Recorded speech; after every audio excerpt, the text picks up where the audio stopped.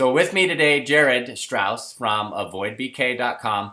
Jared, you are a former debt collector, a record-setting, award-winning debt collector in your former life. You've been doing the work we do here at CRN, working with consumers to help them resolve debt for over a decade. You're awesome. The last segue about how collectible accounts are when they get sent to debt collectors probably shocked a lot of people to learn that 1 in 5 accounts is ever going to be paid a dime on, ever. Next is that debt collectors have tools, right?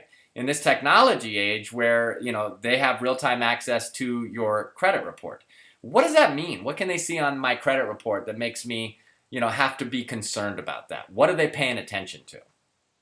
Well, the first thing, it really actually depends on what stage of collection someone is in. So let's just kind of break it up. So in the first 6 months of collections, when the accounts are generally still with the original creditor or in a pre-charge-off collection agency placement environment, and in that scenario, the agency is essentially an extension of the creditor. They're following the same routines, the same procedures, the same policies. In that environment, they're not really looking at all that much. That environment is mainly a technology-based environment. They're using predictive dialing technology.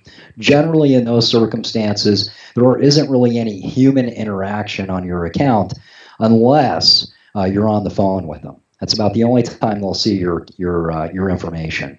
Now, once the account charges off and goes to a third party, whether it be a collection agency or a law firm, that's when the credit report will begin to come into play.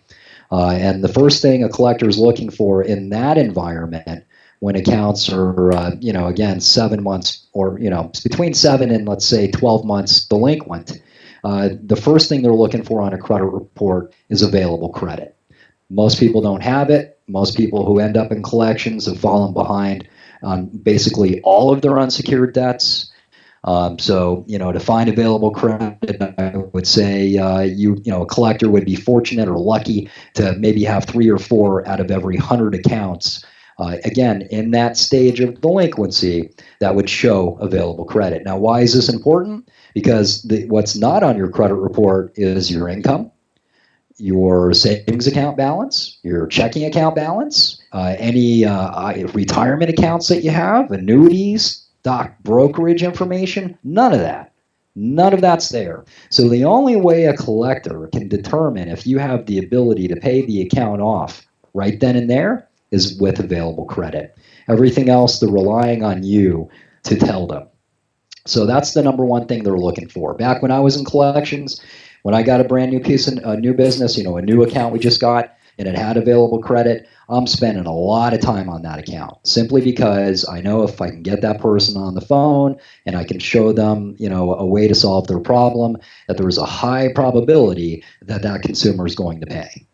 And collections, much like our business, Michael, is all based on probabilities, all of it. And available credit is the number one probable trait or indicator for a collector to say, I think I'm going to spend some time on this guy. Beyond that, they're looking. The next thing they're looking at is your place of employment. Is your job history put on your credit report? If it isn't, they're going to do a quick Google search, check out LinkedIn, check out Facebook. Generally, they're going to quote your name. They'll put a quote, first name, last name, quote, and then they'll put a city or a state. And then they're going to look for any jobs that you might have. If you're on your employer's website, they're probably going to find it. And again, if you have a LinkedIn profile, they're definitely going to find it. And if you don't privatize your Facebook correctly, they're going to find that as well. So if you're ever in a situation to where you're behind, make sure you clean that up in a very proactive manner. Not because I'm trying to encourage people to hide from their debts, simply because I'm trying to encourage people to be careful until they're adequately prepared to deal with their debts. The reason I say that is most people need time to recycle. They lose a job, they get sick, something happens, they don't repair themselves in 6 months or 9 months or a year. It can take a little longer. So the last thing you want to do is prepare, basically give ammo to the debt collector to accelerate their collection against you when you're not financially prepared to deal with it yet. So when I'm preparing a file, and thank you for all of that, that's important Hmm. for people to recognize, understand, and actually kind of deliberately go about securing their Facebook. And maybe you question whether or not you should have your LinkedIn at that time or what's on there. Maybe you need to update that. And there's a couple of ways you can update that. We could talk about that in the comments for any viewers. So when I'm looking at a file and I'm preparing them for some, realistic expectations. Look, I know we're going to go out there, we're going to deal with these accounts, and these are the kind of results we're looking for. Those results are often going to, from my perspective, be based on what I see about them. If I put I got to think like a debt collector, and I see that, okay, so I need to know if my client's paying a mortgage. I need to know if they rent. I need to know if they're paying a car payment. How much is that car payment? Who's the finance company? Is it Porsche or is it Toyota? You know what I mean? Sure. These kind of things start to also paint a picture of somebody if they're keeping a mortgage current and a car payment current and two other credit cards, but just not the one that we're trying to negotiate. That's a collectible. That's a different collection target for a collector, I'm sure. And I want you A to kind of little. walk us through that. Is Yeah. to okay, well, I see these things. I'm going to spend time on somebody who's paying everybody else on time all the time. They're a high payer, a high target for collectability. What do you do if you're a Yeah. collector? Well, yeah. So to continue down the path, available credit, place of employment. Next thing I'm looking at is the status, the delinquency or current status of the remaining accounts. And like you just mentioned, I'm going to look at the auto, I'm going to look at the car, or excuse me, the house. Now, the reason I'm looking at the auto is because that gives me a pretty good idea of the individual's income. Because a lot of people, they can't afford a Porsche if they're not making enough money to qualify for one. So that's helpful to determine, potential income. On the house side, I'm looking for equity positions. Simply because there might be a refinance opportunity to where that consumer can refinance, maybe settle all their debts in tandem with that refinance and resolve their problem that way. So the high concentration of R1s for the people at home just mean you're current. It's a revolving account, a credit card, you're current on it. So, if I'm a collector, if I'm collecting on a credit card and I notice that you're paying everyone else, I'm going to assume that maybe there was some kind of dispute with this card, whether it be an interest rate change or perhaps a merchant situation where you disputed something and the bank didn't agree with you. I'm going to spend a lot of time on that person because they're paying everyone else. If I can help figure out that dispute with them, resolve it, and there's some money to be paid, I'm probably going to collect it. So definitely looking for that. I'm not really paying close attention to people who are still paying their smaller balanced accounts. To me, I mean, I'll pay a little bit more attention to those people simply because it's a sign of good faith, good intentions. If someone is paying little balances, in my mind, they're paying them because they can afford them, and the reason they're not paying the account that I'm collecting on or any other large balances that they are not paying is simply because they can't afford them. So definitely looking for consumers who are paying, a high concentration are the ones that I used to get excited about. And then beyond that, really just to get even deeper, and most collectors probably don't look this deep, but it helps you kind of paint a picture of the consumer you're about to talk to before you even talk to them. Is I'm looking at the open dates on these credit cards. How long did they have them for?